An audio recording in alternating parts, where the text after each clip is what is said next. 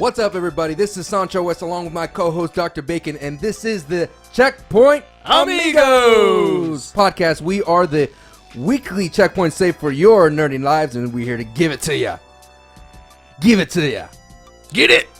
We're getting crazy here, ladies and gentlemen. It is the 5th episode here, and again, we got a lot of good things happening right now. We are very happy. Thank you so much for your response. We are on SoundCloud. We are on iTunes. Please leave reviews on iTunes. Leave those 5-star reviews. Just leave them some feedback. We like some feedback. It's always important. And always, you could comment down below on the video podcast. A quick note about the video podcast this week. It's going to be a little light on the trailers and things like that. You're mainly going to see maybe video game backgrounds simply because the turnaround time has been shortened because I am going back to Texas for our best friend's wedding that will occur later in the week, and I need to go see Old B family. Magic. Old B Magic is getting tied up. And then he's getting married. And then he's getting married. So we got to take care of that. So what we're going to do, we're recording this right now on Saturday morning, and we got a lot of things. For those of you who are new to the podcast, it's very quite simple. Here's a little rundown. We have the big save, the save topic, which is going to be something meaty, something that we like to toss around, something we like to cook, marinate, maybe make some nice sauce with. I always talk about food. You do. I didn't I eat just yet. ate. I just ate, and you're making me hungry again. Probably because I'm also a fatty, but still. I'm thinking of you, fatty. Yeah. So we got the big save, and then we have the weekly checkpoint, which is a rundown of all the things that you missed prior into the week. That way you could be caught up on everything, and that way you could hit your checkpoint save. And then we have the old save, and then we have the next level. And I always mix those up. You do. After the weekly checkpoint, the next level is talking about what's going to happen in the upcoming week in movies and games for you to keep an eye on, for you to check out. And then we have the old save, which is stuff we recommend and things like that. And that's usually our wrap-up segment. And then we send you home, or you may go home, or you may be at home. Or maybe in your car. Or maybe on your way home. In your car. So again, you could download the podcast on SoundCloud and in iTunes. And you could check it out on the YouTube. And if you're listening on YouTube, the best thing to do is just to put us on in the background. Go play video games. Go do your chores. Go to work or listen. Do it at work. Do your thing. And when you're done, don't forget to write a review and rate us, please. Yes. That's all the housekeeping we have. Now let's get down to the fun. Let's get down to the excitement. Let's get down to the save segment. We will have a nice kind of like a no? Don't we usually? No, we don't. Oh, okay. We don't. All right, guys. So I spend most of the time walking around thinking about this podcast throughout the week, and I've noticed, Dr. Bacon, What, Sancho? I've noticed that there's a lot of sequels out there. Now, that's a general statement. Mm-hmm. Yep. There's always reboots, and there's always sequels, and there's always spin-offs, but it's getting out of hand. It's getting crazy.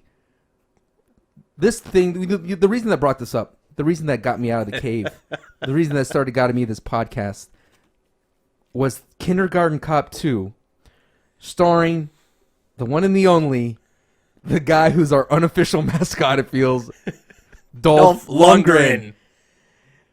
Why? Wait. I have one thing to point out. I don't know why they didn't take advantage of a pun and call it Kindergarten Cop, It's a Tumor. But with TWO, that's as bad as Dumb and Dumber 2. No, it is not that bad. I don't know, man. It's now. I watched the trailer. I sat down and watched the trailer, and I was like, okay, they replaced the foreign Arnold Schwarzenegger with the foreign Dolph Lundgren, and now was John Kimball? No, was he FBI? Or was he just a detective? No, I'm Detective John Kimball. Right, so he was. I'm a cop, you idiot. All right, so he's a cop. Now Dolph Lundgren is an FBI agent. There was a horrible Arnold. I'm usually pretty decent, but that just now was it's early. Horrible Arnold. It's Saturday. And so now Dolph Lundgren is an FBI agent, and now he's out to protect a data. He's something. I'm not sure. And Bill Bellamy is in this, so Bill Bellamy. Yes. Looking for work. Taking what he can get. Collect that check, man. Get that SAG check. Whatever. Get those residuals. You know what? You can mock this movie all you want. A lot of people are going to hate it, most likely. It's probably going to get a lot of bad reviews. but you're all subconsciously thinking this, and you're going to have to admit it. I'll watch it when there's nothing else on Netflix. Oh, you're right. I mean, I'll check it out. I did check out Ridiculous 6. So did I. I had to. You know what's the weird part? I knew I wasn't going to enjoy it. I was somewhat entertained. There were parts where I thought, okay, that's a little too much. I was expecting more from a Happy Madison production, because a lot of the Happy Madison productions have heart. They may not always be that funny, but they always have heart.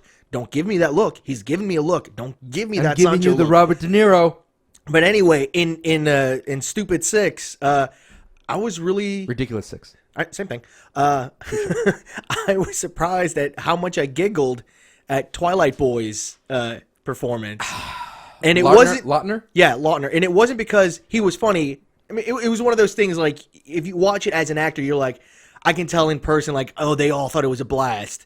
But what a lot of actors, forget, sometimes what you and your co-actors find humorous doesn't always translate well to the audience. But I found myself giggling a lot at him, because I didn't expect him to have any type of a funny bone or comedic timing. But I walked away with something good, at least. To wrap up that little sidebar for Ridiculous 6, I thought it was something that it could have been great, like, not great, but if good. It was short. And cut back on the slapstick humor, like the Burrow. The slapstick humor I was okay with. It was the crude humor that I thought was that's what I meant. Okay. I'll give Mr. Schneider his due. He was funny. Yeah. See, funny. that's another thing. I'm gonna put some defense up for Rob Schneider. He's a funny guy. He doesn't get the best scripts. So fire his agent. Pretty much. All right, back to the point of Kindergarten Cop 2. So it looks like when at the time when I put it in my notes, not everybody likes this idea. It had 288 thumbs up. Yeah. Don't forget to do that down below. Yeah, thumbs up. And 901 thumbs down. Like, no one wants to see this movie. No. Nobody. And here's the point of the whole save of the topic today. And what I wanted to ask you, Dr. Bacon, is not only that movie's coming out, we got Blade Runner 2 was announced. Right. We have Pee-wee's Big Holiday for Netflix. Which has a trailer. We have the Fuller House series that's coming out soon. Twin Peaks is on the date to come back, the series. We have Predator was making a comeback as well. And then we have Transformers, Bumblebee getting a spin-off. And then Alison Brie has been... No, sorry. Emily Blunt... No. I don't think she was officially cast, but she's the front runner. For Mary Poppins 2. Yeah. So we got all these twos. We got all these things. So, Dr. Bacon, I just want to get your input on this. Where do you feel about all this reboot, resequel, all these kinds of stuff? It's a weird topic, because Kindergarten Cop 2, a lot of people are hating on that. And the reason I think they're hating on that isn't just because it's a sequel... but look at these other sequels, like you mentioned. A lot of them have the returning cast. Sequels like Kindergarten Cop 2, which doesn't have any of the original cast. Tooth Fairy, which had Larry the Cable Guy instead of Dwayne The Rock Johnson. Oh, I forgot about that. Yeah, people are hating those. But it's the sequels, whether they be immediately after the first movie or 30 years afterwards, if it has some, if not all of the original cast returning, then it has a more positive outlook from the audience. Kind of gives it like the stamp of approval. Exactly. Kind of reminds me of Tommy in the Power Rangers, how he keeps popping back up. Exactly. And one thing that I Forgive me, I don't know your real name, and B-Magic's going to kill me. B-Magic will hurt you. Look it up. But what people, I think they subconsciously think is when they see that original cast members aren't coming back, they immediately think the original cast had a chance, they looked at the script, they didn't like it, they knew it was bad. When sometimes that is the case, but also sometimes it's just they're asking too much money. Jason David Frank. Right. JDF. Is the green. We apologize to all the Power Ranger fans, and we apologize to you. B-Magic, do not chop us in the throat. Which, to give a plug for JDF, he's got a great miniseries on YouTube, and look under Bat in the Sun Productions. Oh, yeah. Yeah. Great little kind of a documentary on like a week in his life. It's really cool. Check it out. I love that he embraces his Green Ranger past. Oh, yeah. So, we got all that, and I totally get the stamp of approval and having them premiere, but it's true. Sometimes, budget gets crazy and that you can't afford those actors again because they get big. I mean, even the transporter, Jason Statham is a transporter, but eventually he got replaced by the guy who played Ajax in Deadpool, by the way. Francis? Yes, Francis. And it's weird. Sorry to cut you off, but to give a good example of how the original cast doesn't come back, the sequel is horrible, but sometimes the studio can get wind of that and try to fix it. Starship Troopers. I was going to say Fast and the Furious as well. Oh, yeah, there you go. Yep. Tokyo Drift went away. You're like, but Vin Diesel was at the end of that, and you're like, oh, okay. You know what? That was an awesome way to see, like, a lot of people hate on sequels, but that's a great example how a sequels could turn it around the whole franchise. That franchise is amazing. That's a $1 billion franchise now. Yeah. That's wild, and they have like Fast and Furious all up to 10 now. I have respect for the movies. I have not seen all of them. I got to be honest. I've only seen one, and the one with The Rock in it. And the only reason I saw that one was because my buddy Joseph Melendez was in it. Again, B Magic, please don't hurt me. I haven't seen the last Fast and the Furious. It's okay. I haven't either. He already put me in an armbar. I know, but I'm just, it's too emotional. Anyway, so my take on this whole sequels things, as a theater kid or reboots and things like that, I honestly believe it's fine because on stage, we always do reboots. Yeah. We always do new productions. We always do a different spin on everybody's play, and I think it's totally fine. I really don't mind watching. Granted, it's the same words, it's the same dialogue, but it reminds me of like those when they use Romeo and Juliet or they use A Much Ado About Nothing and they make a movie of it. Mm-hmm. It's just, for me, it's a different way of seeing someone else's play production. There's a lot of hate on reboots, which is unjustified. There's some justification behind some of the hate, but hates of reboots in general is unjustified because a lot of people ignore when it's a good reboot. And I'll give you 3 good examples. One of them, people already have seen, but they don't even make the connection because they're too busy thinking about how great the movie is. Little Shop of Horrors, the musical. That's actually a reboot of a short horror film that was horrible. And the only reason that horror movie was done was on a bet between 2 directors. Another reboot, True Grit. Oh, yeah. That was originally a John Wayne movie. And it was a great reboot, but no one ever, as soon as the reviews came out, no one said anything about reboot. They were just saying, oh, it's a great movie. Academy nominations, of which I don't think they got any. And then another one, we're in the middle of it right now. I think the little girl did. That's right. Little girl did. Deadpool. Yeah. It's a reboot, people. Really? Wolverine Origins. That is true. That is definitely... There is a film version of Deadpool. It's the same actor, too. But they rebooted it with the same actor to fix it. That's a good point. And I totally see that. And I totally agree with all those things that, sometimes a reboot's necessary. And, I mean, you could argue that Fast and the Furious kind of got away with the sequel reboot. Like, they kind of redid the franchise, but by bringing in different directors and a different eye and things. But that's what I see of it. Like, there's high school productions of various plays that we always see and that I don't mind seeing again. And I think that's what all it is. It's like, if you think about all these reboots and things like that, I mean, William Shakespeare's work has been rebooted. And even you could argue that his work was stolen stories. Even more modern. How many times has Batman been rebooted? How many times has Superman been rebooted? Fantastic Four. Spider-Man. That needs a reboot again. Daredevil. Punisher. How many times has Punisher been rebooted? It's a good point. I mean, it's hard. It's hard because we always want creative. We want creative things out of Hollywood. We always want something new, and we always want something fresh. But sometimes we don't give those fresh properties a proper due. We don't give them a chance sometimes, and they die off. And of course, if you have millions of dollars in stake and you have your whole livelihood at stake, you're not going to take a risk on a brand new concept. I mean, the only thing that I could think of that went really well was the Hunger Games. It was a big risk, and now all of a sudden we have this huge thing because the book itself, the source, was fantastic. And a lot of the stuff that is getting their due chances are based off of books, like that Walking Dead, soon to be Ready Player One. Right, they're all off of great selling books. Another thing I like to back on reboots, why I'm okay with them. If a reboot of something is not done properly, they can keep hashing it out, and we're going to talk a little bit about this later. Transformers. I'm not a fan. The one I liked the most was number 3, Dark Side of the Moon. Yeah. Whatever, the Pink Floyd album, I forget. Yeah. Because that was the actual closest to an actual Transformers that I wanted. But I'm okay with it because, maybe 10 years down the line, someone else will be like, hey, let me try and reboot Transformers. And to back that up with an example of how something can be rebooted and still have an original actor, Peter Cullen. He was the original voice of Optimus Prime in the original cartoon series, and they brought him in for the movie. Yeah, and that's a stamp of approval. And that's a great little segue to my next point about this topic. How do you feel? Do you feel like your childhood, the things that you hold on, we talked about this previously, nostalgia. Do you feel like that's at stake of being ruined?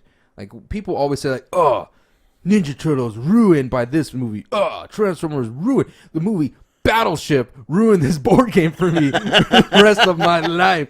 So how do you feel about this whole notion that our childhood's at risk? It's... For me, like I said, I'm okay with reboots, even if it's not done well. In my opinion, there's a chance that someone else can pick up the reins later and fix right what once went wrong, Dr. Beckett.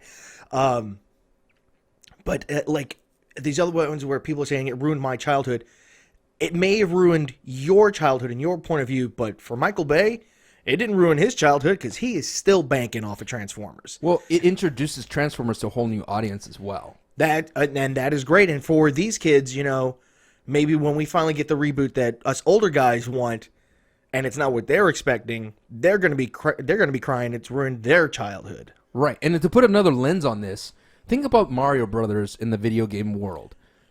Those evolve. You got the constantly evolving. Right. You got the 8-bit side scroller. You got all those kinds of things, and it blows open world, 3D platformer. It kind of blows. Kart racer. It blows my mind that a lot of kids out there or earlier generations are introduced to different Marios. And we don't say, oh man, they ruined Mario because it's not a side scroller. I mean, I love Mario Brothers. I love most of their games that they do. And now this generation of the kids that are getting their hands on game consoles, they love Super Mario Maker now. Yeah. And that was a great way of introducing all the old styles to everybody. Well, all the kids who actually have a Wii U. Because their parents will let them. Because 10 million people out there in the world have Wii U's. I'm a Wii U supporter. I don't have mine anymore, though. Rip. So that's the whole point. It's like, it's hard. It's hard because I think always the knee-jerk reaction is, I hate it. Yep. It's always that. I mean, at first I hated the Ninja Turtles. And then I saw it. Of course, it had to be a free showing on Netflix, but I saw it, and I was like, it's not that bad.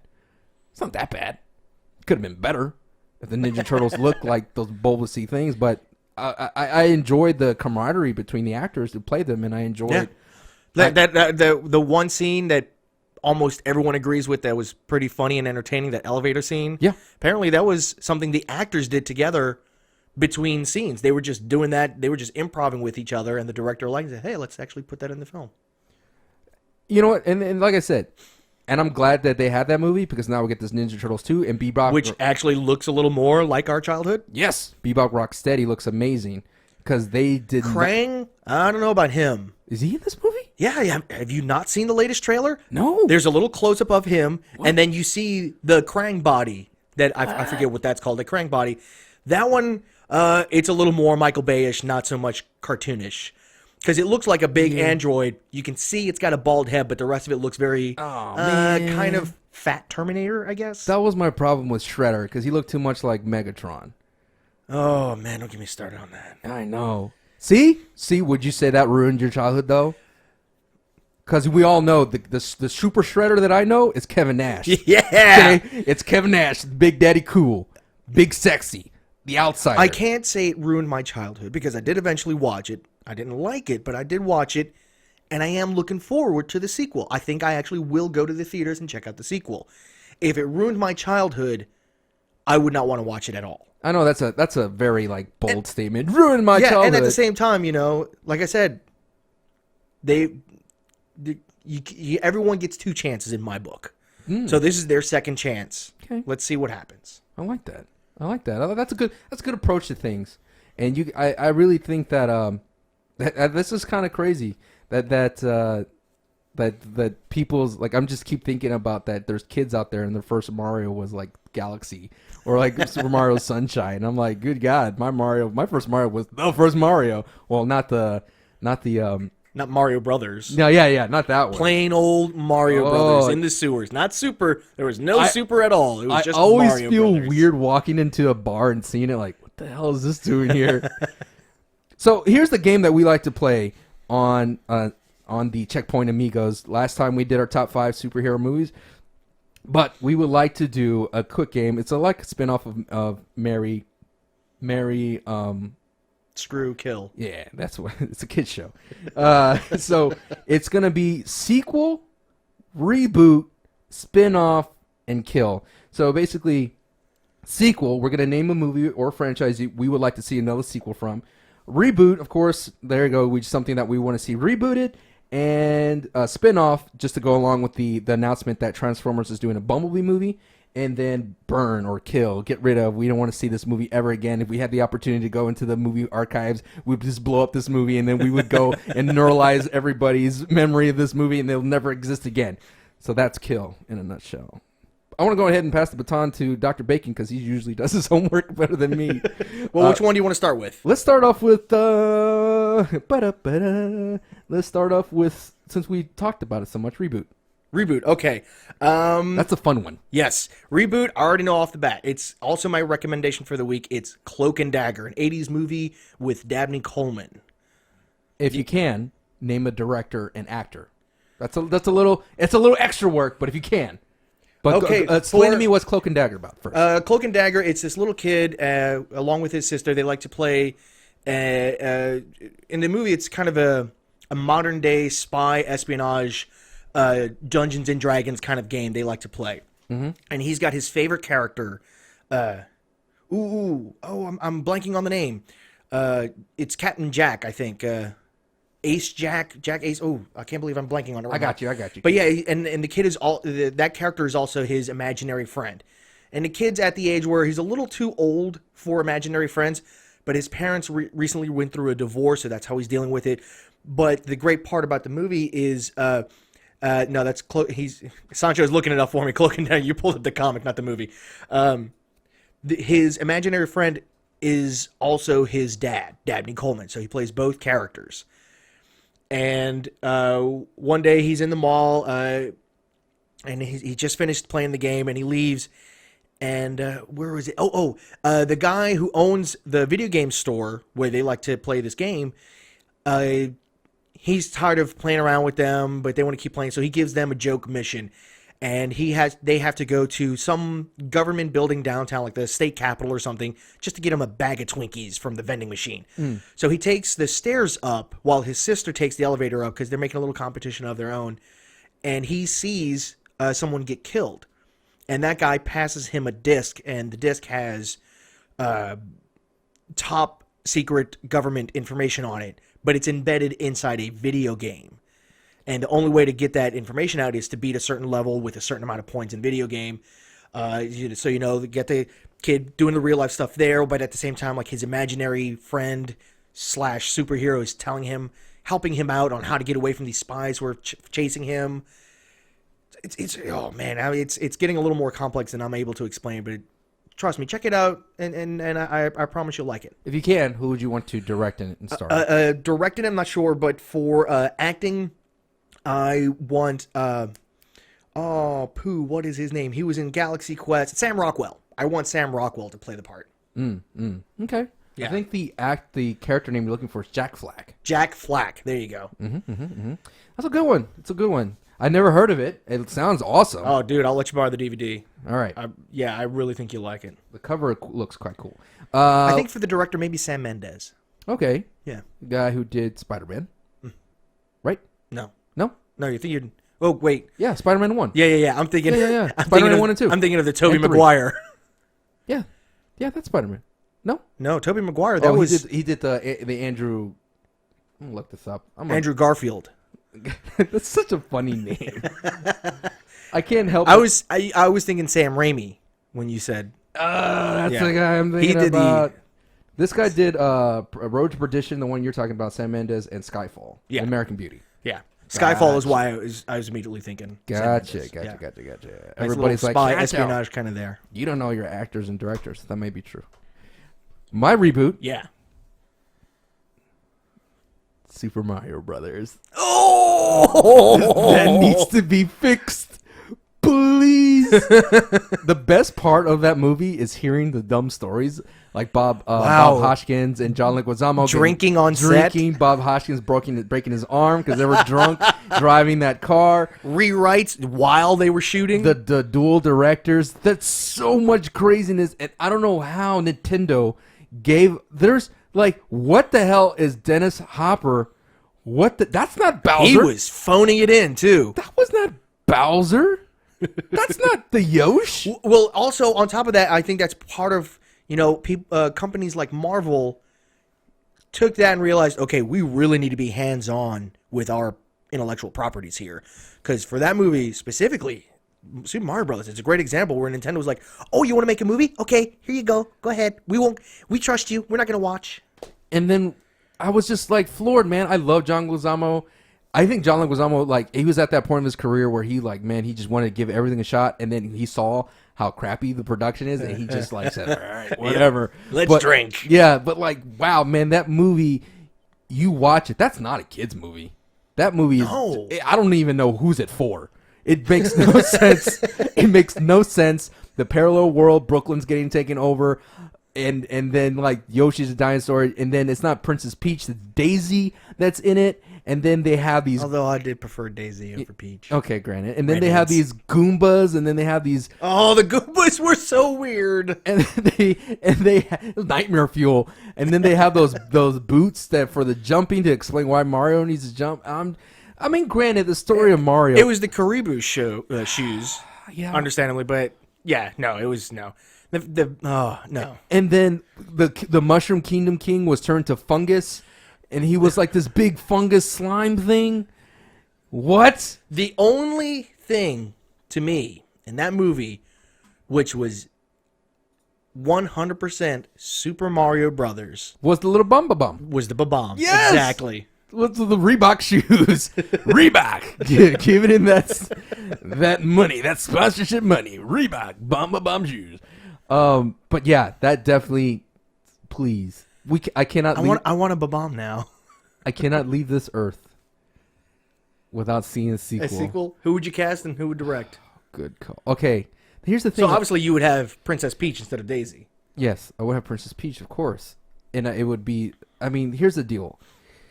It's hard to say because I don't know if it's gonna be like live action. You know what I'm saying? Maybe this is a CGI movie, like a Pixar kind of film, like a Pixar type of film. Because it's hard though, because I was like give it to the folks who did Wreck-It Ralph. Maybe, but there's rumors that Mario is going to be the next Wreck-It Ralph, and that they secured the franchise for him. They secured the license. Also on top of that, Lego is very interested in doing a Nintendo Lego movie. That would be now we're getting into it. Now we're cooking, as they say. Now we're cooking with gas. We are let's go. All right, let's go with that. It's my movie. So they should totally use the same guy who used Mario. Don't want to, rob him of it. But you know what? Who would be a good Bowser? Benedict Cumberbatch.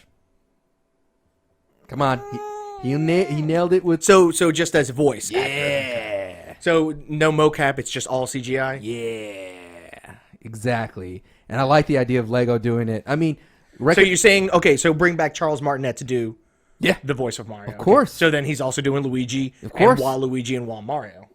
Yeah, why not? I mean, Wario, sorry. Why not? I want this as pure as possible. Yeah, fair enough. As I was trying to say, like, the story of Mario makes no damn sense. It's about a plumber in this Mushroom Kingdom, and for some reason, there's no other jobs like this. There's no other, like, there's not a guy who's, like, the elevator technician out there. There's just Mario. Because if this was done in this day and age, they would be the electrician guy would step in, maybe the tile guy would step in, and they would all form in, and you know what? What's been bothering me that's not allowing me to speak freely is I love the Super Mario show. I know, I was thinking about that too. I'm like, then you Koopas and the Troopers were up to misbehaving. They kidnapped the princess. Mushroom Land needs saving. Do the Mario. God, that was a great. You know what? with Captain Lou Albano. That series does not hold up. No, It does not. it didn't hold up then either. No, and the cartoons make no sense either. Like the cartoons Yeah. are just weird. They're all Mario 2 stuff, Super Mario 2 stuff. But they kept it going. They eventually did Mario World cartoons and they moved on. They got away from the live action segments and brought in a different voice actor from Mario. I would say got super weird. I do miss the format of a children's show, besides Sesame Street, but a children's show where like random celebrities show up. Yeah. You know what I mean? He's like, "What are you doing here, Dwayne the Rock Johnson?" Okay, next up. What would be your sequel? What would you like to see continue on? That most likely may not have one, but will one day. I'm going to cheat because last time we did a top 5 and you did a for superhero movies and you did a top 20. I've got 2 sequels, and one of them we already talked about, Mystery Men. I'd love to see a sequel for that. But also I'm going to add, because I saw it last night, a movie Spy with Melissa McCarthy. Oh, that's most likely going to happen. Really funny. It's really good. If it's going to happen, then great. I'm looking forward to it, but I don't know of any sequels currently planned for that. I would go in terms of sequels. And I've already used this one. I mentioned it earlier, but I really love this idea of The Professional, but with Natalie Portman as the assassin. Because she was training to be an assassin, a professional killer in a strange way in the movie The Professional. I won't spoil it because I gave it as one of my recommendations, and I'm still waiting for someone to comment down below if they saw it based on my recommendation. But anyway. So, yeah, I would love it because she's at that right age, Natalie Portman, the actress, and I think it'd be awesome of coming home to meet up with Luc Besson. And I just love that whole world that was created. Now, I don't know because the movie kind of leads off to assume that she leaves that life behind, and I know it's one of those holy grail movies that you'd never want to touch. I mean, granted, would I like to see a Big Lebowski sequel? Sure, why not? I love the Big Lebowski character, and I want to see Jeff Daniels do more of it. But it's one of those things that's what's so touch and go for me regarding sequels. It's like sometimes, you don't want to see a sequel. And for example, like if Star Wars was made today, would people say, I want to see a sequel? Do we want to see, because that movie ends pretty damn well. And I mean, Vader goes off into space, they win the day, he gets a medal, and that's it. It's a great little story. So, but without that, the sequel of Empire Strikes Back, we wouldn't have that amazing trilogy. And same thing with Godfather. I mean, the age-old question, what's better, Godfather 1 or Godfather 2 type of deal. So I would love to see The Professional have a sequel. Oh, I could imagine. I could just see it right now. I mean, and Natalie Portman needs a good movie. It feels like she kind of got brushed aside really bad after Star Wars. I mean, granted, she did that V for Vendetta. Someone did comment down below and just said that was one of their top 5. Oh, wow. Good for you. Yeah. But what were you going to say about Natalie Portman? Nothing. Oh, okay. No. Yeah, I feel like she's just been brushed aside ever since the first Star Wars. And she's a great actress. Next up, spin-offs. Spin-offs. What would you like to be a spin-off of a character that needs their own movie? They're already doing it. I've always wanted a spin-off of the Rogue Squadron from the Star Wars series. But they're doing in between 3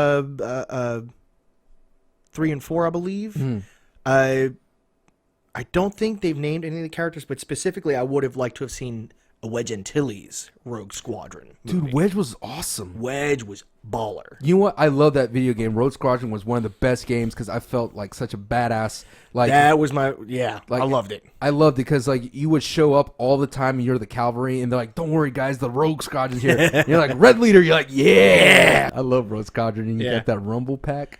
Ooh, yeah. Yeah, man. Oh man, you hit a chord in my body. It's got me tingling all over. So what's your spinoff? That's a good one. My spinoff, and I'm going to be a little silly here. Really silly here. Go for it. I want to see a spinoff of a henchman from Batman.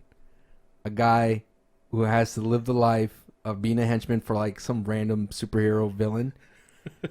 And he has to deal with and then Batman's the villain. Where, in the sense of why do they always have to stick with a theme? No, no. And B Magic made me think I'm dipping into something weird here, something in the project that we worked on.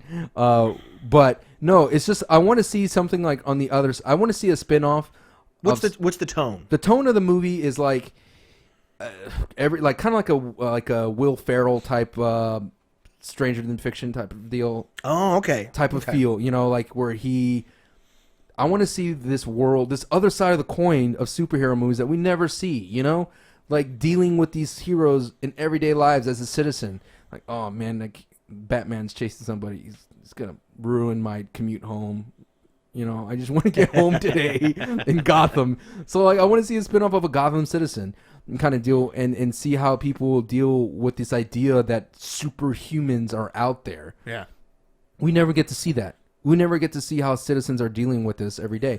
Now, what's cool about Jessica Jones is that you get to see people talking about the big event in New York, that type of stuff, and that affects them. But I would love to see spinoffs.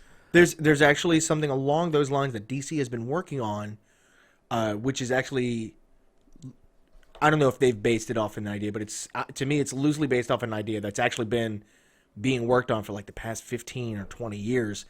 But DC's one, which they're trying to work on, is an insurance agency in a world of superheroes. Like, how does that affect? Collateral damage from superhero fights? Where does this insurance come in on that? That kind of reminds me of the. It was going to be a comedic. Well, I think it is getting made. It's going to be a comedic show, but there's something along those lines. That kind of reminds me of The Incredibles. Remember how they get in trouble? Yeah, yeah, and they lose money. Yeah. Oh man, that was the heartbreaking part in The Incredibles, where they get stripped of they can't be superheroes anymore. Oh yeah. Can't wait for the sequel. So that that's my idea of a spinoff. I mean, granted, you could do Guardians of the Galaxy. You would like to see a Rocket Raccoon and Groot spinoff. Their adventures would be kind of cool just to see just them two. I know there was the Falcon, the guy who plays Anthony Mackie. Anthony Mackie shot down dead. He doesn't want to do a Falcon spinoff. Yeah. I don't blame him. It's a lot of pressure. Why he shot it down. He said it's too much pressure. Yeah. So it's just like you could do those kinds of spinoffs. I think superheroes lend to that, but it'd be kind of interesting to see like more of a dramatic spinoff. Can you call me a softie that I want to see like another spinoff of City of Angels starring Nicolas Cage? You're a softie. I'm a softie. Okay then. Oh, a good spinoff would be the Nicolas Cage character in Face Off, Castor Troy. Yeah, let's move on. No, Hollywood. So what would you kill? What would I kill? So this is the part where we talk about what movie that we could wish that we could get rid of and neuralize everybody and burn in the Hollywood archive.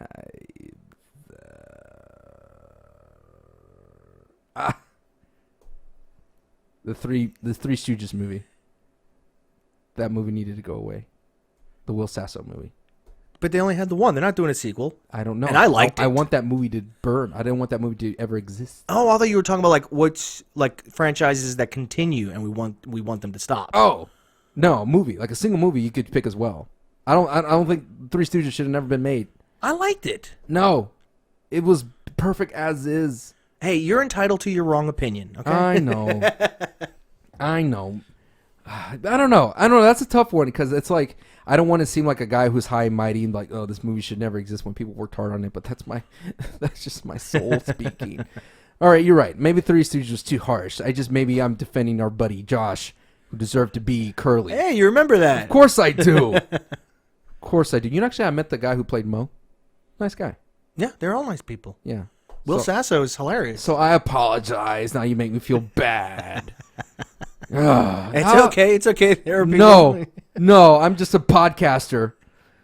I deserve more. I'm just a podcaster. In front of a guy. In front of a guy talking to about 1,000 people. What would you like to kill? And maybe I'll come up with a better answer than that. I cheated a little. I went with a video game. Not necessarily I want to kill the Pokemon franchise, because I do enjoy Pokemon. I want to kill the constant creation of new Pokemon. Okay, in this Mega Evolution, I'm like, okay, no, that was just a dumb idea. We're running out of ideas. Can we just have a new area and bring back older Pokemon and just have it be a new story? We don't need any more new Pokemon. How many do we have now? 500? You gotta catch them all, dude. The next Pokemon are going to be Bird and Dog. They're running out of ideas. Bird bird. And Bird. and legendary Pokemon, they're kind of becoming common now. There's no more legendary Pokemon. There's too many of them. Bird. Exactly. And dog goes. No, it would be bark. So you can just go bark. Okay, I figured out. And in terms of movies, Transformers, only so that someone else can reboot it and make it the Transformers we want. I don't know, man. I now I'm struggling because I came up with this topic and I was like, kill, and then I was like, oh, maybe a spinoff. But there's really, I think it's because I just enjoy bad movies too. There's a part of me that just loves bad movies, Like the Phantom. yes, and they should exist. You know, the movies should exist, and it should be fun, and it should be dumb, and that's why, I mean, without that movie, we wouldn't have Trolls and Trolls 2. You know, those movies are terrible, but they're fun to watch. You know what I mean? Yeah. I mean, I just can't kill off a movie. I mean, okay. Here's a movie that deserved to be killed off that should have never been made. How about that? Okay.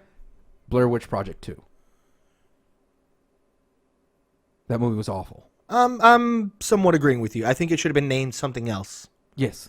Yeah. Yes. They should have just had a different entity and named it something else. Because Which I think it originally was. Yeah, and someone probably. just liked it and said, like, oh, no, let's make this Blair Witch. Because I love the whole idea of Blair Witch 1 was amazing.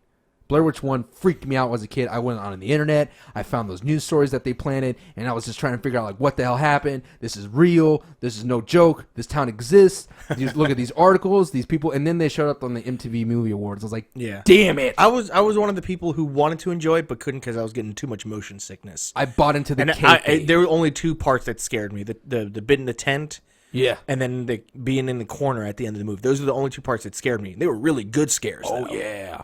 Oh, yeah. Yeah. Those. And maybe Pluto Nash.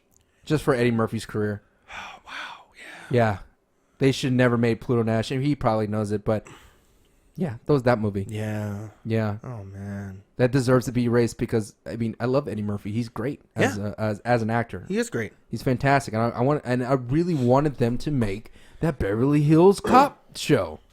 They were really close to making it. Yeah. Well, he wasn't going to be in it. He was going to be. He was gonna be a father.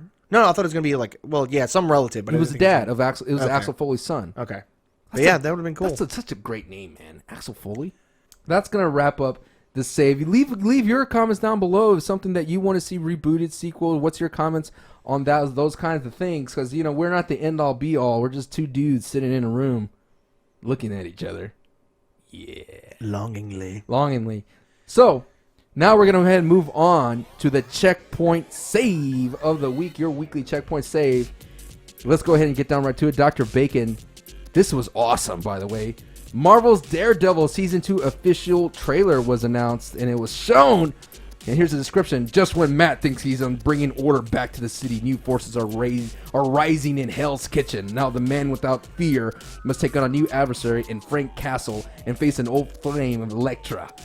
Bigger problems emerge when Frank Castle, a man looking for vengeance, is reborn as the Punisher, a man who takes justice into his own hands in Matt's neighborhood. Meanwhile, Matt must balance his duty to his community as a lawyer and his dangerous life as the devil of Hell's Kitchen, facing a life-altering choice that forces him to truly understand what it means to be a hero. Daredevil Season 2. I'm on the fence on that trailer. Ooh. And it's not the trailer itself. I love the trailer. I'm looking forward to the new season. But the trailer, the idea of trailers in general. We're in a day and age where trailers have trailers now. The teaser trailers. But now, with this one, we're at a point where trailers have sequels. I don't want it to be continued at the end of my trailer. Just give me a whole trailer with Punisher and Elektra. You've already got my interest. Don't tease me like this. That's really annoying. What do you think about the trailer itself? The one with the Punisher. The trailer itself, in terms of story, I loved it. But again, I don't let me smell the steak if I can't see it. What I'm enjoying is that Frank Castle's like the bad guy.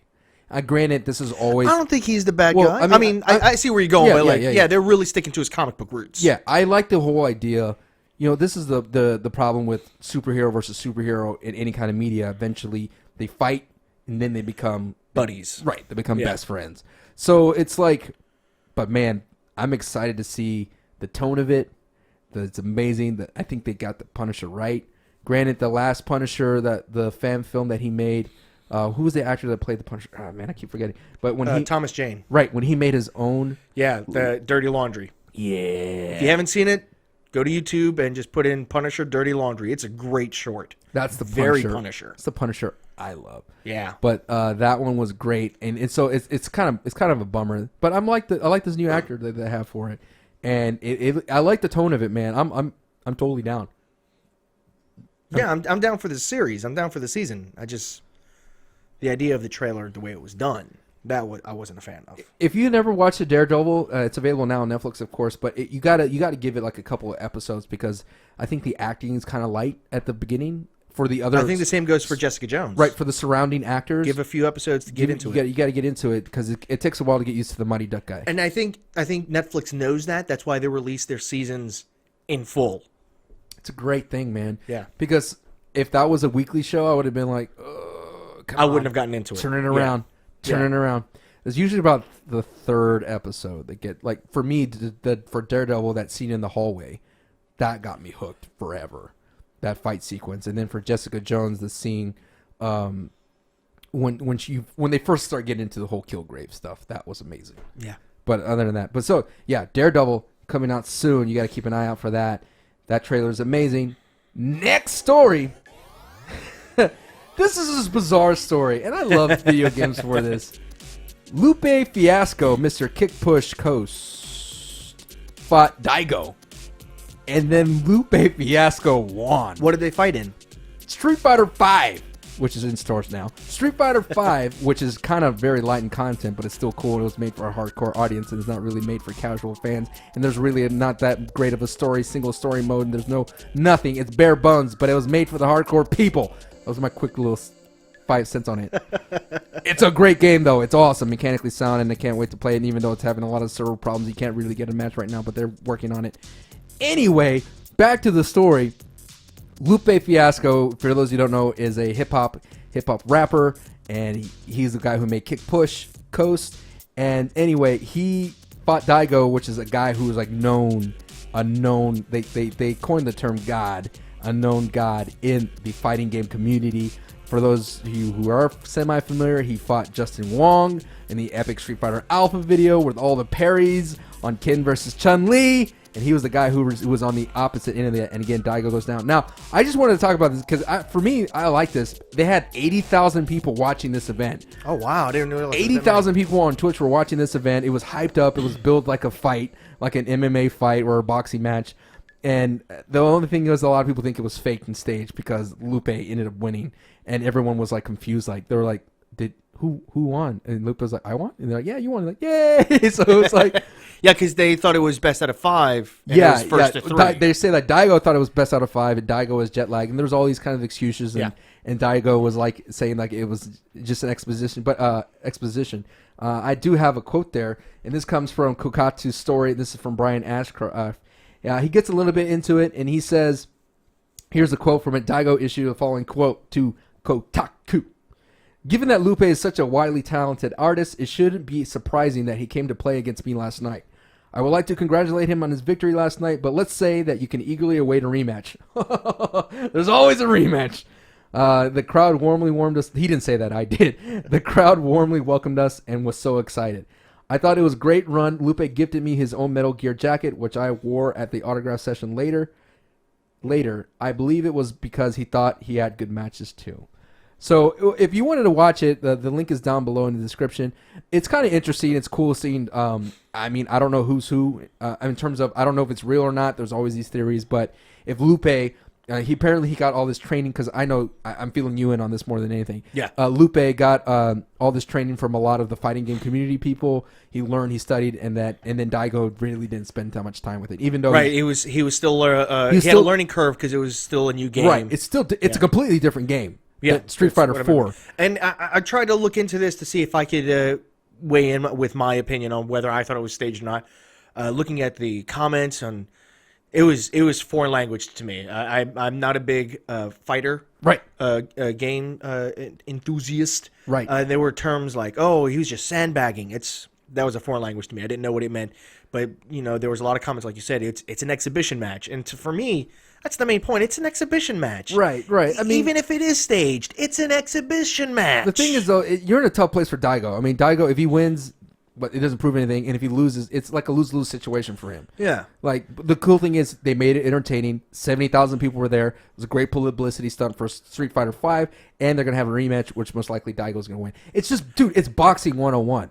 When it comes to any type of sport, when it's an exhibition match, no one goes in 100%. It's an exhibition match. It's there just to tease the crowd a little, give you a little taste of what might happen. So I doubt either of them went in. I mean, they even said it for Daigo that he wasn't fully prepared for the match, No. and he was jet lagged.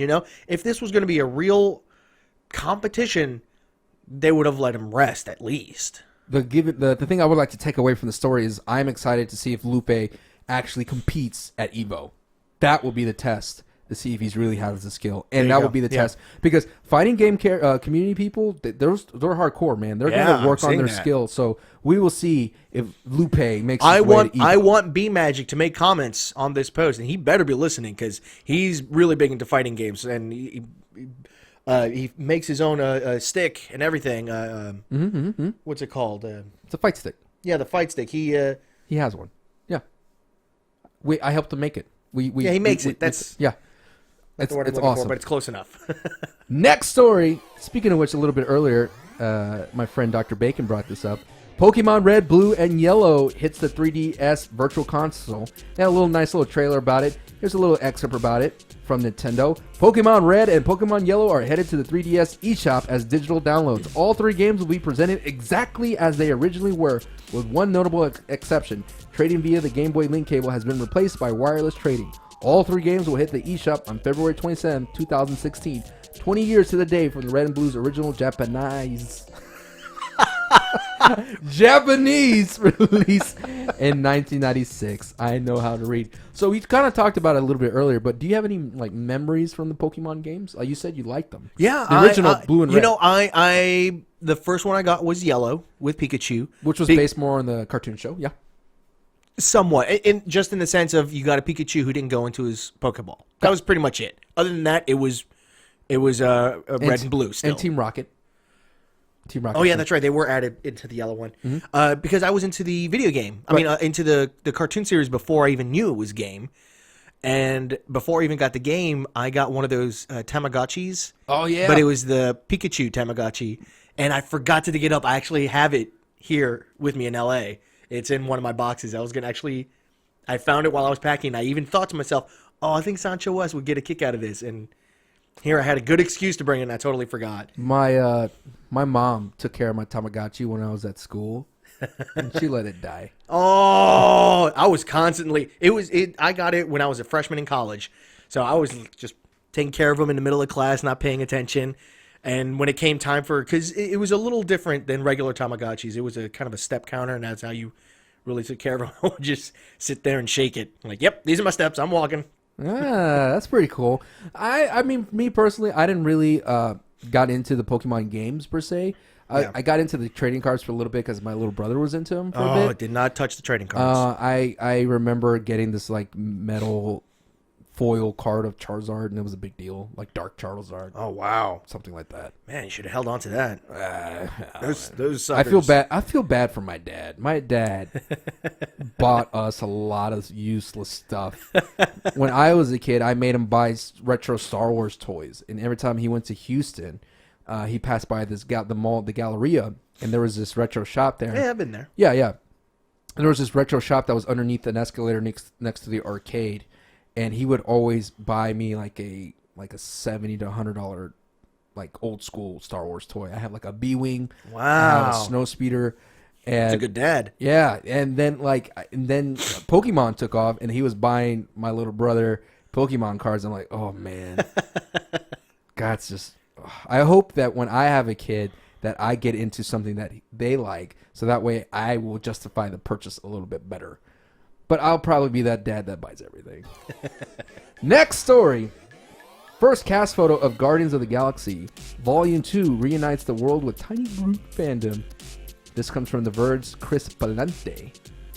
I don't doubt he says his name like that, but it's probably Chris Plante. Here is a story from The Verge. Guardians of the Galaxy Volume 2 has begun principal photography.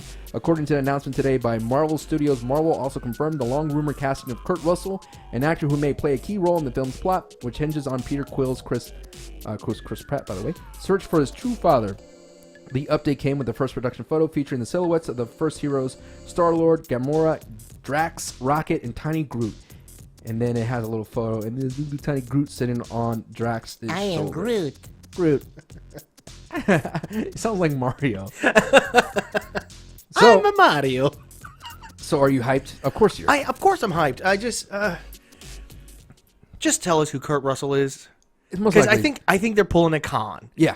And they need to keep that in mind. They kept saying, Benedict Cumberbatch isn't Khan. He's not Khan. No, why is everyone saying he's Khan? He's not Khan. And then the movie came out. Yeah, he's Khan. Oh, yeah, he's gone. Well, okay. Just let us know. Come on. I'm interested. Why did they start off with Baby Groot? I love the look of Baby Groot, but what made that movie kind of cool was Groot, like, kicking ass. Like, Groot's an awesome, like, superhero in the way he could... And it feels like he, like, it shows new powers, and that was awesome, but I'm interested to see what Baby Groot could do. I'm looking forward to it. I don't think he'll be Baby Groot for the whole movie, though. Like more like promotional type of deal? No, it'll be more towards the beginning, but, I mean, we've seen how fast he can regrow limbs. I think it's going to get to a point where they're going to make the audience feel he's going to be Baby Groot for the whole movie. He's going to be cute and funny, and then something's going to happen. And Groot's going to be all like, oh, okay, it's Baby Groot's over. I need to be Big Groot and help my buddy Raccoon out. I can't wait for teenage Groot. He's going to be so angsty. Emo Groot. Yeah. He's going to have so many spores everywhere, not knowing what to do. He's going to have those... he's going to have... I'm growing moss where I didn't have moss before. How many tree jokes can we make? We're staying away from the wood jokes. Hey-o! Family show. Kid show. Next story. Deadpool is breaking box office records left and right. And it has an insane opening, according to Forbes. This is from Scott Middleton. And by the way, Deadpool was only made on the $58 million budget. Here are some of the records it broke, and this is according to Forbes. So take a seat. It's going to be a little bit. Biggest R-rating opening weekend of all time. With 132 million over its Friday to Sunday frame, Deadpool crushed the prior R-rated movie, which was The Matrix Reloaded in 2003. That's how long that record stood. Crazy. Next record, biggest opening weekend for the first-time director. This is Tim Miller. He was a cartoon guy, and we mentioned that earlier, that he came from cartoon. He has this great, one of those shorts that you definitely got to check that out. Biggest Friday, Sunday opening weekend from a long weekend. In short, Deadpool's 132 million Friday to Sunday was a lot better than Pirates of the Caribbean on Stranger Tides. Thank goodness. Which earned 114 million. Biggest 20th Century Fox debut ever. Now, remember, this is the same studio that had Star Wars, okay? The prequels. It bested the 108 million Friday to Sunday debut of Star Wars Episode 3, Revenge of the Sith, back in 2005. However, like Matrix Reloaded, it earned Friday and Saturday numbers after snagging 50 record million on opening day. So, like, it had a strong opening. That's what they're saying for Deadpool. Biggest R-rated Friday, Saturday, Sunday. So, it's just smashing it. Oh, yeah. Just destroying everything. Good for you, Ryan Reynolds. Good for you, Ryan Reynolds. And here's the thing what's interesting, and then we're going to go ahead and segue to the next story here, is that Deadpool has changed the X-Men movies forever, but that may be just the beginning. And this comes from IO9, Rob Bricken. He says, after Deadpool made 132 million in its opening weekend, bigger than the first Spider-Man movie, Man of Steel, the third X-Men movie, and many more. More stunningly, it did it despite having a $58 million budget, as we mentioned before. Here's the thing that is crazy. Ecstatic over Deadpool's profitability, Fox has undoubtedly already approved an R-rated X-Force movie with Deadpool as its lead. It's a tone that will suit X-Force, best characterized as the X-Men universe Spec Ops hit squad. Well, the modern X-Force comics are brutal and violent and funny, and they actually star Deadpool, making X-Force a spiritual Deadpool sequel targeted at the same crowd as a no-brainer. On top of that, Dr. Bacon, they said the next Wolverine 3, will most likely be rated R. Good. So, Wolverine needs to be an R-rated movie, and they tried to do that with the second one. Yeah, and the thing about this is that I really hope and then I read about this in various places. I really hope that the executives out there don't think just because your movie's rated R, it's going to be better. I hope they don't follow the formula Deadpool followed. Because it works for Deadpool. It doesn't work for all superhero movies. Exactly. We don't need, again, like I said in my review, the action really doesn't sell that movie for me. The movie is great on its own merits, and then the action is just a nice polish. It was a nice frosting on this cupcake, and I enjoyed it. But not every movie needs to be crazy. Now, Blade would be an awesome rated R superhero movie. I thought Blade was rated R. Was it? The first one. It was close. I'll look it up. Yeah. Because I remember the But yeah, I mean, if a superhero uses any type of bladed weapon, it should be an R. And then there are other superheroes like, well, they get pretty brutal, but they're fine with PG-13. Like Batman, he gets pretty brutal, but there's no murder. Blade is rated R. There we go. I remember we were watching it on a bus trip. we convinced the person to put it on, and then that scene in the club. After that scene, and the vampires are and that whole scene where the vampires are partying pretty hard, and they have the blood rain shower. Well, no, it wasn't that. It was the guy who the one who gets his limb cut off, and he's getting serviced very nicely. Wasn't that that was in the very beginning? Yeah. Oh wait, no, it's not the one I'm thinking of. So that viewing ended really quick on that bus. Because I'm thinking of the guy who plays Bullock in the current Gotham series. He was in Blade. But I know he got his arm cut off. It was. I need to go back and rewatch it. Donald Logue. Yeah, that's him. He plays Harvey Bullock in the current Gotham series. There you go. There you go. Yeah. So great actor, by the way. So that's the thing. I just hope that they don't go too crazy with this and start making rated R, because I think Suicide Squad is going to be PG-13, and Suicide Squad I think should be an R. That one should be an R. Maybe it should, but I really feel like with restrictions, you get more creative. Like I think it should be like a light R, if that makes sense. Yeah, maybe like show one scene that's kind of brutal. It's the kind of movie. It's like those movies where they get an R rating just because someone says the F word once. Yeah. For those of you who don't know, like your movie can be as tame as you want to be, but if someone says the F word once, oh wait, no, I think if you say it once, it's still PG-13. Right. But if you say it more than once, then it's an R. It's weird. There's a fine line between PG-13 and R, so that's why I'm saying it should be a light R. Like it's just barely made R because it's just that violent, not because it's gruesome and gory, just because it's just a little too violent for PG-13. So, next story. Toy maker teases return of Crash Bandicoot. And this comes from Polygon by Owen S. Good. In this interview with From who? Owen S. Good. He'll probably never say his name like that. In this interview with Pixel Dan Erdley, Randy Falk, director of development of toy and collectible powerhouse NECA, goes through his company's licensing offerings. Quote, "We got a lot of stuff going on with Sony," he said, referencing with God of War, Uncharted, and Little Big Planet franchises. Then offhand he mentions, looking at some of their other titles, "I see that they're bringing Crash Bandicoot back." There's no follow-up on that remark, so who knows what it actually means. So there was an update to the story that kind of retracted all that said, like, no, Sony was like, no, Crash Bandicoot's not coming back. But I was just saying, man, everyone loves Crash Bandicoot. # Save a Bandicoot. I mean, I remember playing Crash 1, and Crash Team Racing's amazing. That's an underrated kart game. Are you speaking from the Nintendo kid in you? I am. See, that's the thing. I did eventually join the PlayStation bandwagon, but I just couldn't get into Bandicoot. I played one of the games. I don't know which one, but I couldn't get into it. Shout outs to Mr. Bo Jiggler out there, which hopefully we get to see him in Texas. He was like, dude, you need to give Crash Team Racing a chance. And they said Crash Team Racing is just as good as Mario Kart. So what old video game property would you like to see come back that we haven't seen in a while? Simple. This is an obvious answer. Or character. Onimusha. Please. Nice. I hear they're working on a movie for it. Yeah. Capcom has been teasing that, because they've been asking about the license again about it. There's rumors that they'll bring it back into the PlayStation 4 store for PlayStation 2. PlayStation 2 to PlayStation 4. Please. Onimusha. I love that game. That game's amazing. For those of you who don't know, you play a samurai warrior and you're killing the undead.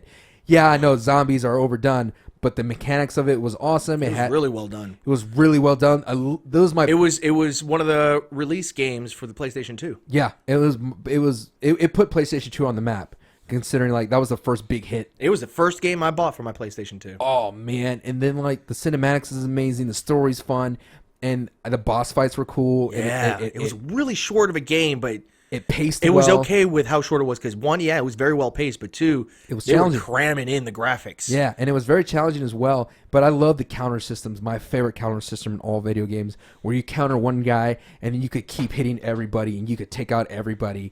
Oh, and then they had those little wells that you could go down and you could keep fighting down the little arenas so you could get like to the chest at the bottom of it. Mm-hmm. Oh Yeah, I remember that. Please, Onimusha, return. You know who I would like to see come back? Simon Belmont from Castlevania. There's a lot of Castlevania sequels, but for whatever reason, when they don't have Simon Belmont, I can't get into it. I don't know why. But I want to see a new Castlevania game with Simon Belmont.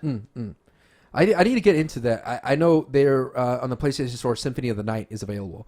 Yeah. I need to get You that. know, it's weird. That one, much like Zelda, it was the sequel that I played first that got me into the series. Oh, Castlevania 2 was my first Castlevania game. that'd be weird if you played Super Mario 2 to get into this first Super Mario, because those are totally different games. Yeah, because it was originally a Super Mario game. Yeah, it was like some kind of weird Japanese game. Yeah. Next story. This goes to all your Fallout 4 fans out there. I was going to say something mean like dorks, but no, you guys are cool. Okay, I'm a dork. Fallout 4 DLC adds detective stories, do-it-yourself robots, pet, death claws, and a price hike. This comes from Leon Hurley from Games Radar, and I'm just going to go through it as best I can here. The World of Bethesda on Fallout 4 DLC. So it says there are 3 add-ons outlined initially, with more to come later. You can also sign up to play them early in beta testing, but there's a downside, and this is why I bring it up to you amigos out there, for those of you who are big fans and don't have the season pass. The extra season pass will be going up in price from $29 to $49, or if you're in the UK, £24.99 to £39.99. If you already bought it, then you're cool. You're in the clear, and you'll get everything. Plus, the price won't increase until March 1st. So again, Get it now. you have till March 1st if you're a Fallout 4 fan. Buy the DLC, save yourself some cash. So there's a little time to get it cheaper, and after that date, you'll be paying at the higher price. So just to break them down what's happening here, there's a little extra stuff that they're doing as well. Weapon debris updates on the PC, improve the draw distances on the console. There's also going to be a big survival mode overhaul in terms of the way it plays and all the other stuff, and you can sign up there in the beta program. So here's a breakdown of it. If you want to buy things individually, there's a Amatron, it's $9.99. Automatron, sorry. Thank you. Released in March 26, 2016, and that's going to be there. Wasteland Workshop, it's going to be $4.99. That comes out in April 2016. And that one is that that within the Wasteland Workshop, design and set cages to capture live creatures from raider to deathclaws, tame them, or have them face off in battle, even against your fellow settlers. So it's kind of like an interesting way there. You could do taxidermy as well, which is kind of weird and bizarre.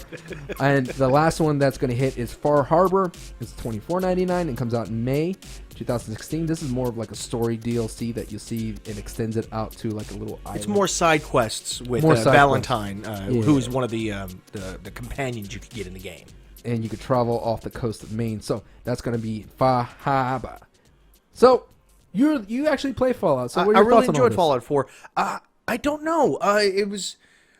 I think the game developers worked very hard on the game. I think they worked a little too hard on side quests, and I say that because I really enjoyed the side quests. I loved it. But when I got back to the main story, it was really short, relatively easy, which I know is because I focus on side quests and I raise my levels. But the main story was so short, and the ending was.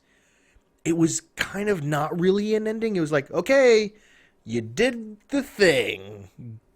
Good for you. Bye. And then it kind of... And keep playing. Yeah, exactly. And there was no real ending, if that makes sense. I don't know if people out there agree with me or not. And you're fine to tell me why I'm a moron and I'm wrong. But I'm one of those guys, like, once I'm done with the main storyline, I'm kind of done with the game. So with this extra bit of DLC, as exciting it is, I'm totally going to download it.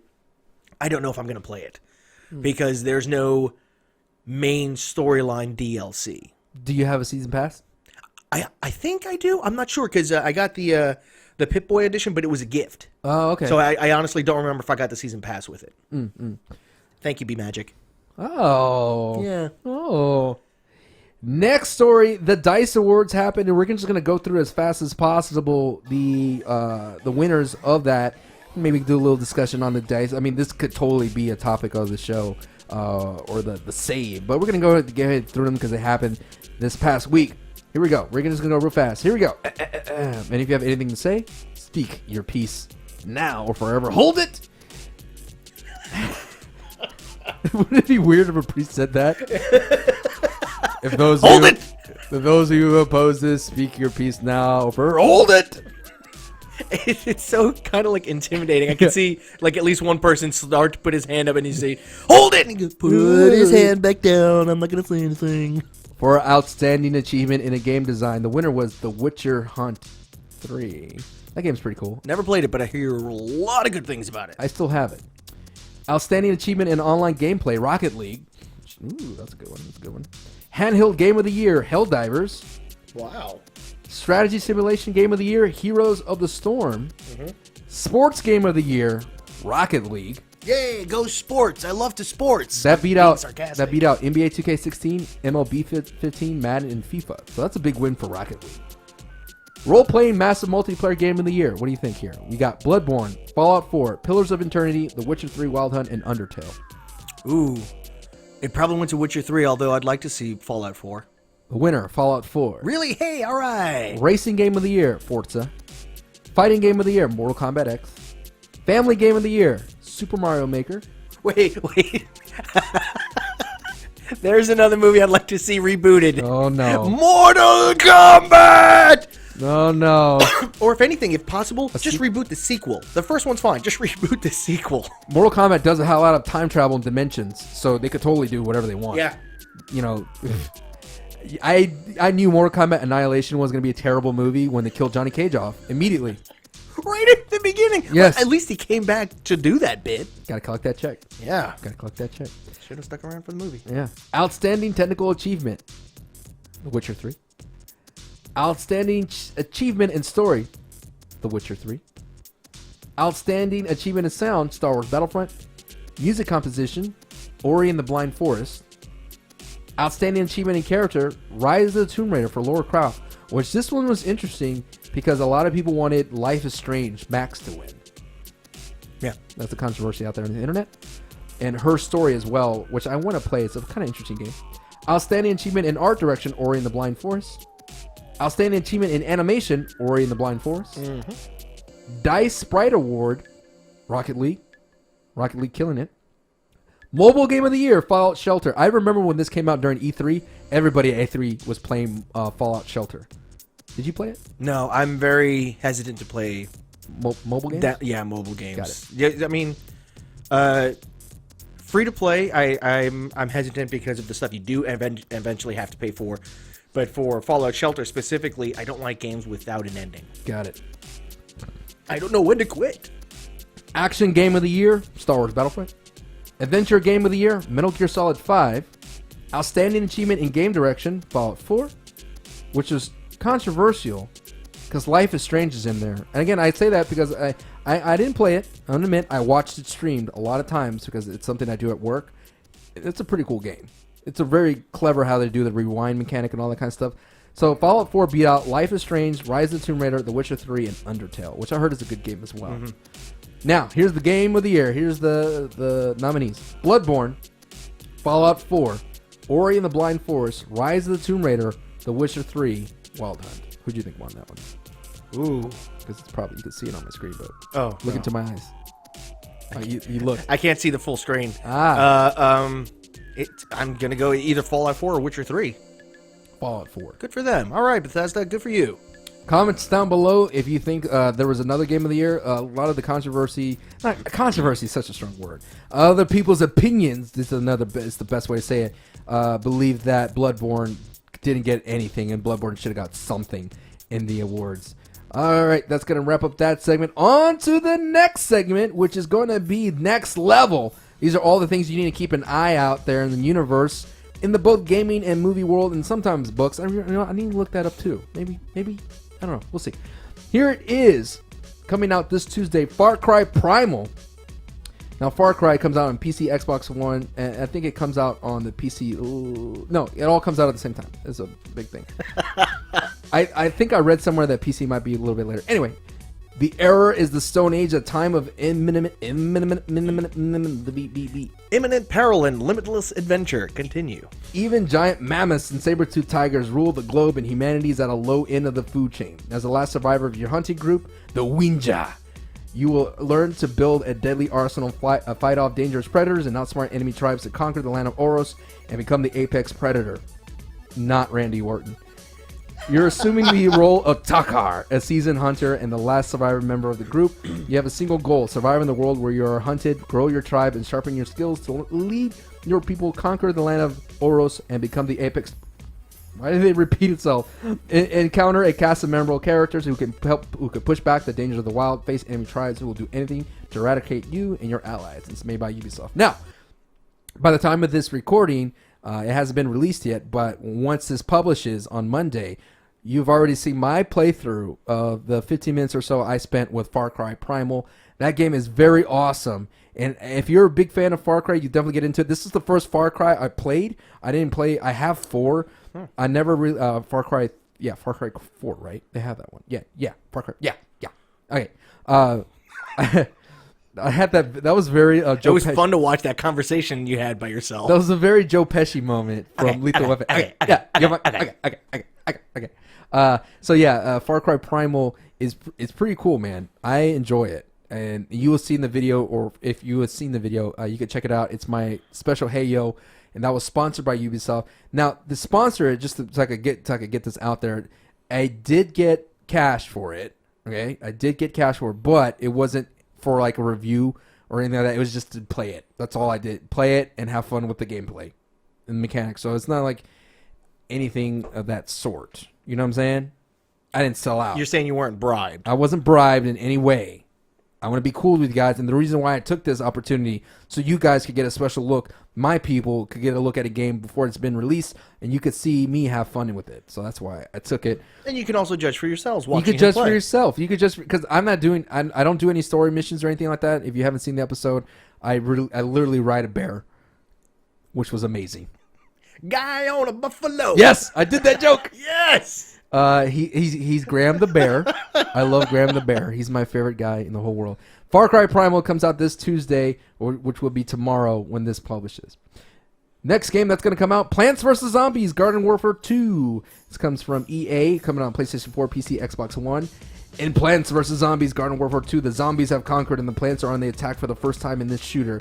And your battleground, you can edit your character's abilities, customization, choose quests, jump into co-op or multiplayer action modes, or invite up to 3 friends in your backyard to start a party and take on AI. Defeat a wave, and more powerful wave will show up. You can also switch teams to challenge your friends. Backyard Battleground is your own frontline base to plan your attack before you enter the battleground for Zamburbia. Zamburbia! Did you play the first Plants vs. Zombies? I've never played any of them. I played it for a little bit. They look very entertaining. They look like games that if I were to play, it would take a lot of my time and I would enjoy it. Yeah, if I was a kid, I would totally be down with this. I mean, I like it how they call it Garden Warfare. It's very clever. Very tongue-in-cheek. But that comes out this Tuesday. If you have little wee ones out there, you could definitely play that title. And especially, this is kind of cool. I like that the Horde mode that they have there, the co-op. I love co-op stuff like that. Horde. You do. I do. That comes out this Tuesday, and I did not get an early look at that. You're dropping the ball, man. Sorry. I'm sorry. I did not get that EA money. On to the movie part, the next level. We did say this earlier, but I cut it from the podcast because I was incorrect. Gods of Egypt comes out in the movies, and this is it. The survival of mankind hangs in the balance as an unexpected mortal hero, Beck, undertakes a thrilling journey to save the world and rescue his true love. In order to succeed, he must enlist the help of the powerful god Horus in an unlikely alliance against Set, Gerard Butler. Yeah. The merciless god of darkness who has usurped Egypt's throne, plunging the once peaceful and prosperous empire into chaos and conflict as the breathtaking battle against the Set and his henchmen takes them into afterlife and across the heavens. Both God and mortal must pass tests of courage and sacrifice, and they hope to prevail in an epic final confrontation. Now, Dr. Bacon and I already talked about this previously in the dark. This doesn't come out till April 26th. No, so... I wrote that wrong. Oh. I wrote that wrong. February. Oh, February 26th. Okay. I wrote that wrong. I think it's going to be a guilty pleasure. Yeah. I think the trailers are not doing it justice. I honestly think it's going to be just a movie where it's good acting, but the budget was put into the talent, not to the script or the effects. But I think a lot of people are going to see it and secretly like it. My whole thing about it, as I said earlier, it's like Clash of the Titans, the remake. I mean, these are the kind of movies that I watch when I'm bored and nothing's on.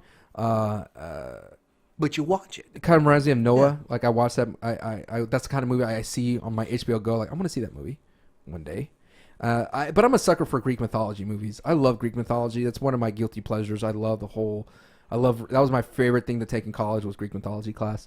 Because I find it very fascinating about all that. And I also mentioned that this movie would be better for me if it had a bigger star attached to it. And I mentioned Dwayne "The Rock" Johnson. Okay. He needs to be in everything. Everything. Everything? Everything. Okay, then. Speaking of reboots, they're doing Baywatch, and he's in it. Yeah. I'll be there. I'll be there. I've never seen any of the original Baywatch. Oh, man. Show. It used to be on USA, and I think the only reason why I would watch it because it would come on like right around wrestling. I know why you would watch it. For that Hasselhoff. Yeah. You know what also reminds me of that? Not to get off the sidebar here or get off the rails. Pacific Blue. Remember that show? Pacific Blue, they were bike cops. No, I've never. Mario Lopez was in it. No. I think you're making things up. Wrong. Okay, then I believe you. I just never saw it. Disney. Was it also on USA? Yes. Okay.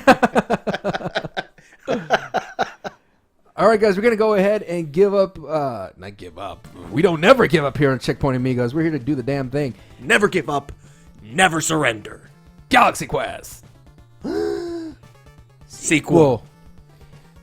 Oh, Alan Rickman. Rip. Okay, what have you been playing? What have you been watching this past week, Dr. Bacon? I've been getting back into Destiny, playing the daily missions. Watching this week, I've been getting back into Knights of Sidonia, which is an anime you can find on Netflix. I'm watching the second season. It's not. It's good, but it's not holding up to where the first season was for me. I have been playing Far Cry Primal. I've been making my way to it. I did have access to the whole game. The thing that bums me out is that I wish I could play it fully and then give a nice review like right around launch, but I just did not have time, man. Really, what I'm working on the most right now is getting the channel ready because I'm gonna be gone for a whole week. So, but I've been playing Far Cry Primal a lot. I've been still getting into Rogue Legacy. Now I did see The Witch. Last night, with the lady. And thanks for inviting me. Yeah, I know. I'm sorry. Because you did say in the last podcast we were going to go see it together. No, I thought about it. So you're a liar. I am a liar. How was it? Sorry. Well, when I was sitting there, I was like, man, I wish you were there because you would have liked it more. She hated it. My wife gave it. Yeah, I thought she didn't like horror movies. She gave it a 0 out of a 10. No matter what scale, it's a 0. Wait, but your wife doesn't like horror movies. Yeah, I know. Well, she doesn't like watching it with me because I get freaked out. So why did she? Because she loves me. Okay, fair enough. So it needs to say, what we're trying to say, loyal fans, is Sancho had some company, but don't take his wife's judgment into account because she doesn't like horror movies. Yeah, to begin with. Yeah, no, she does. Okay. She likes like let me. What I'm trying to say is like she loves like Rosemary's Baby. Like that kind of stuff. She loves horror, like The Omen. Because we had a discussion after the movie. She was like, I like The Omen better, those kinds of stuff. But my quick little review on this, on The Witch, lower your expectations. It was overhyped. Really? It's overhyped. Really? Wow. Overhyped.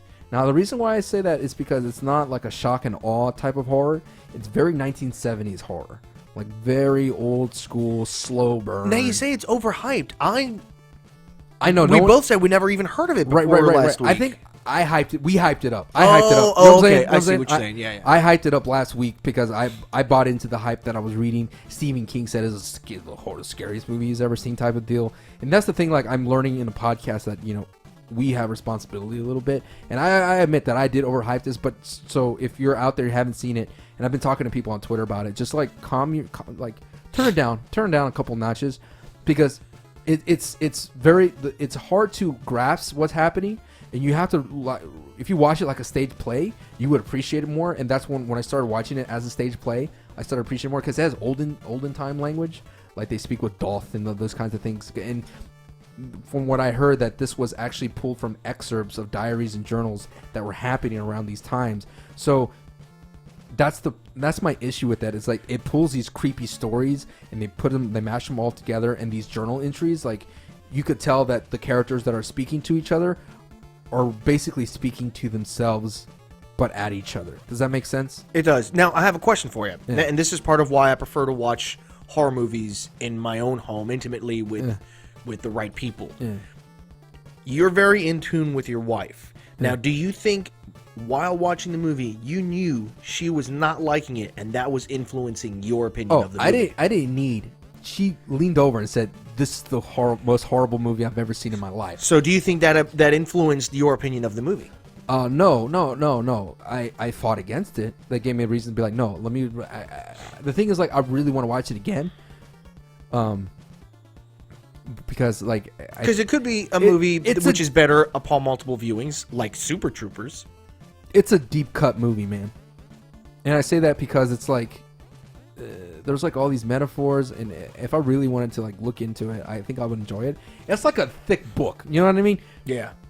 It totally reminds me of The Crucible, and the way that you watch The Crucible, you've seen The Crucible. I've read play. it, never seen it. You ever seen it play? Okay, so you've read it. So it's kind of hard, laborious to get through. Yeah. So it's like that, but I feel like The Crucible has an actual plot. The witch, it's very simple. These people are just being cursed by a witch. But I would say like and the most thing you have to get over if you want, it's not like a popcorn like horror, and it's a slow burn 1970s film, and the olden language is hard. It's hard to understand at first because we came in a little bit late because we got late to the movie. But I'm sitting there and I'm really trying to listen to them because their dialects are so difficult. And like once you figure out what they're saying, stop saying "oh." But that is my 2 cents on the witch. Fair enough. Yeah. So yeah, cool your jets. All right, here is the last segment. It's called the Old Save, where we make recommendations for the week for you to check out. You mentioned one earlier. Yeah, I actually have two movies. Cloak and Dagger, Dabney Coleman, go check it out. And the other one, it's a documentary, Electric Boogaloo. Not Breakin' 2 Electric Boogaloo, the film, but the documentary Electric Boogaloo, which is a documentary on Canon Films, which produced Breakin' 2. It's really, really interesting to watch and know and learn about all the things that went on behind the scenes. And man, I knew it was a messed up company, but wow, it was really messed up. Highly recommend it. Where is it on? I saw the Electric Boogaloo on Netflix. I honestly do not know if Cloak and Dagger is on Netflix. Go to your local DVD place. Go to your local Blockbuster and rent it on VHS. God, kids don't know these days how awesome it was to go to Blockbuster. Man, I miss those days. Because that's a date night in itself right there. Netflix and chill is not as good as Blockbuster and chill, okay? You kids don't know anything about Blockbuster. My recommendation of the week is sticking in the horror genre. If you haven't seen it, and if you are a big fan of Until Dawn, if you enjoyed that game, you need to see The Descent. That movie is one of my top 10 scary movies of all time. What about the sequel? No. I didn't see the sequel. The Descent is an amazing horror movie. And what's cool... Not to be confused with the Nintendo 64 game, The Descent, which was not really that great, but fun to play. Yeah, you got to see this movie. Turn the lights off. It's so good. I don't know where it's available. If you can find it, it's one of those that surprises me. I always feel like foreign horror movies are sometimes a tidbit better, like just a scooch better, because they don't rely on gore too much. Anything with like environments is kind of creepy. Because then you could actually go to a cave like spelunking environment and get creeped out. Yeah. Ugh. The Descent. All right, guys, that's going to wrap up this show. Thank you so much for tuning in to CheckPoint Amigos. I almost got you there. I surprised myself. CheckPoint Amigos. We are the weekly checkpoint save for your nerdy lives. Oh, man. I'm really looking forward to this wedding. I'm really looking forward to going back home to Texas. It's been a while. I know you just came from there. But I'm really looking forward to getting some good food, and we're really looking forward to sending off our good friend. We're still going to Juan in a Million, right? We're still going to Juan in a Million to get the Don Juan taco. Oh, man. I'm so excited, man. I'm really happy to go see my family again. And, of course, seeing our good buddy B-Magic getting married to the love of his life. Good times. And then the crazy thing is we're gonna jettison right back here on Saturday because we had to get back here in LA, and we're gonna do another podcast for Checkpoint Amigo. So we're not missing out this week. We're gonna keep on going because we're gonna keep on keeping on. We're gonna keep on keeping on. We're gonna make sure that we hit at least 52 episodes for this year, which just means weekly. For those of you that don't know. And since we're keeping on for you guys, don't forget to hit that like button, share, and subscribe. That's right. You got to do that. You know we're on SoundCloud. You could do comments there, and please review us on iTunes, and please share with your friends that you would think that we're cool, and that we would be the checkpoint save for their nerdy lives. We know all you guys got nerdy friends out there. It's all good to share, have some fun, and I would like to know, really, comment down below something you want to know that you want to see a sequel, reboot, play that game with us, reboot, sequel, spin-off, and kill. Granted, I didn't give that great of a kill answers because I like bad movies. I really am apologizing to Will Sasso. You did a good job. I highly doubt Will Sasso listens to this, but if he does, he's a good enough guy. I'm sure he'll forgive you, but man, he's funny. Yeah, he's funny. All right, guys, thank you so much for tuning in, and we'll see you guys next week on the show. For myself, SanchoWest, and the good old Dr. Bacon. Adios. And oh yeah.